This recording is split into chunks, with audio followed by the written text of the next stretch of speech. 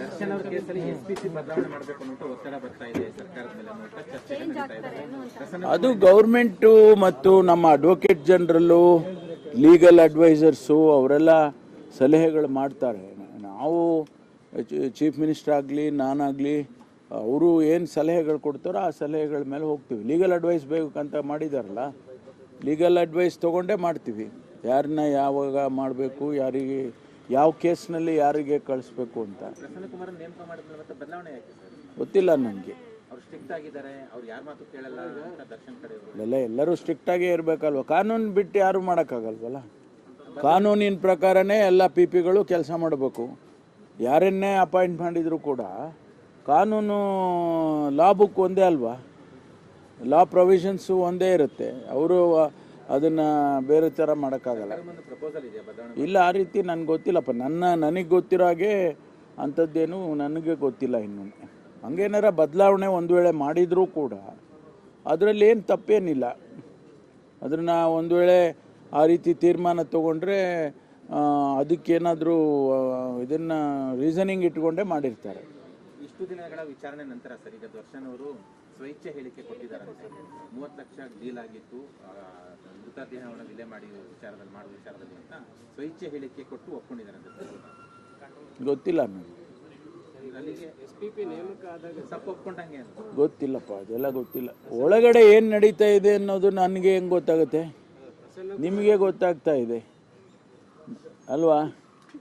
ನನಗೆ ಗೊತ್ತಾಗೋದಿಲ್ಲ, ನಿಮ್ಗೆ ಗೊತ್ತಾಗತ್ತಲ್ಲ. ಹೆಂಗೆ ಇದು? ಇದಕ್ಕೊಂದು ತನಿಖೆ ಮಾಡಬೇಕು ಅಂತ ಕಾಣಿಸ್ತದೆ.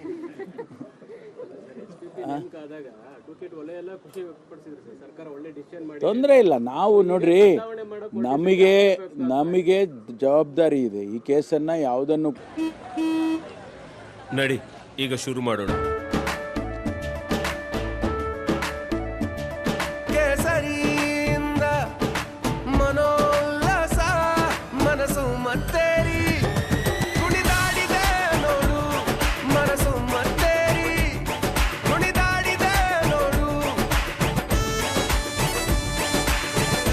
ಕ್ಷಣ ಕ್ಷಣವೂ ಆಚರಿಸಿ ಕೇಸರಿ ಹಬ್ಬ. ವಿಮಲ್ ಬಾಯಲ್ಲಿ ಹೇಳಿ ಕೇಸರಿ ಕೂಡ ಸಡಿಲ ಮಾಡತಕ್ಕಂಥ ಯಾವುದೇ ಉದ್ದೇಶ ಸರ್ಕಾರಕ್ಕಿಲ್ಲ. ನಾವು ಯಾವುದೇ ಮುಲಾಜಿಲ್ಲದೆ, ಯಾವುದೇ ಒತ್ತಡಕ್ಕೆ ಒಳಗಾಗದೇನೆ ಈ ಕೇಸನ್ನು ನಡೆಸ್ತಾ ಇದ್ದೀವಿ. ಒಂದು ವೇಳೆ ಆ ರೀತಿ ಪಿಗಳನ್ನ ಬದಲಾವಣೆ ಮಾಡುವಂಥ ಪರಿಸ್ಥಿತಿ ಬಂದರೂ ಕೂಡ ಅದಕ್ಕೇನಾದರೂ ಒಂದು ರೀಸನಿಂಗ್ ಇರುತ್ತೆ, ಇಲ್ಲದೆ ಮಾಡೋದಿಲ್ಲ. ದರ್ಶನ್ ಅವರ ಮಾಜಿ ಮ್ಯಾನೇಜರ್ ಮಲ್ಲಿಕಾರ್ಜುನ್ ಅವರ ನಿಗೂಢ ನಾಪತ್ತೆ 1.5 ವರ್ಷದಿಂದ ನಿಗೂಢವಾಗಿ ನಾಪತ್ತೆ ಆಗಿದ್ದಾರೆ ಅಂತ ಸಾರ್ವಜನಿಕ ಚರ್ಚೆ ಆಗ್ತಾ ಇದೆ ಸರ್. ಗೃಹ ಇಲಾಖೆಗೆ ಏನು ಮಾಹಿತಿ ಇದೆ? ಗೊತ್ತಿಲ್ಲ ನನಗೆ.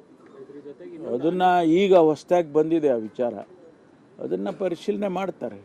ಒಂದು ವೇಳೆ ಅದಕ್ಕೇನಾದರೂ ಕೂಡ ತನಿಖೆ ಮಾಡಬೇಕು ಅಂತ ಏನಾದರೂ ಕೂಡ ಅನಿಸಿದರೆ SITನವರು ತೀರ್ಮಾನ ಮಾಡ್ತಾರೆ. ಒಂದು ವೇಳೆ ಸರ್ಕಾರದ ಪರ್ಮಿಷನ್ ಬೇಕು ಅಂದರೆ ನಾವು ಕೊಡ್ತೇವೆ.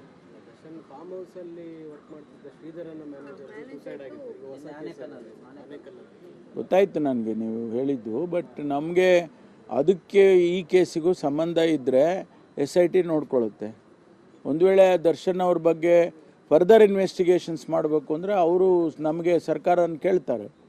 ಕೇಳಿದಾಗ ನಾವು ಅದೇನು ಅವರು ಯಾವ ಕಾರಣ ಕೊಟ್ಟಿರ್ತಾರೆ ಅದೆಲ್ಲ ನೋಡಿಕೊಂಡು ತೀರ್ಮಾನ ಮಾಡ್ತೀವಿ. ಫ್ಯಾಮಿಲಿಯವರು ಕೂಡ ಇದು ಸೂಸೈಡ್ ಅನ್ಕೊಂಡು ಸುಮ್ಮನಾಗಿದ್ರು. ರೇಣುಕಾ ಸ್ವಾಮಿ ಹೊರಗೆ ಬಂದಮೇಲೆ ಅವ್ರಿಗೂ ಕೂಡ ಈ ಸಾವು ಬಗ್ಗೆ ಅನುಮಾನ ಬರ್ತಾ ಇದೆ. ಸ್ವಾಭಾವಿಕವಾಗಿ ಇಂಥ ಸಂದರ್ಭದಲ್ಲಿ ಅವೆಲ್ಲ ಮನಸ್ಸಿಗೆ ಬರೋದು ಸ್ವಾಭಾವಿಕ.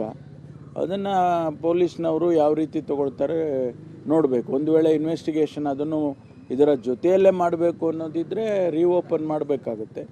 ಅದನ್ನು ಅವರು ನಮಗೆ ಕೇಳ್ತಾರೆ, ಸರ್ಕಾರಕ್ಕೆ ಕೇಳ್ತಾರೆ. ಅವಾಗ ನಾವು ಅವರಿಗೆ ಪರ್ಮಿಷನ್ ಕೊಡ್ತೀವಿ.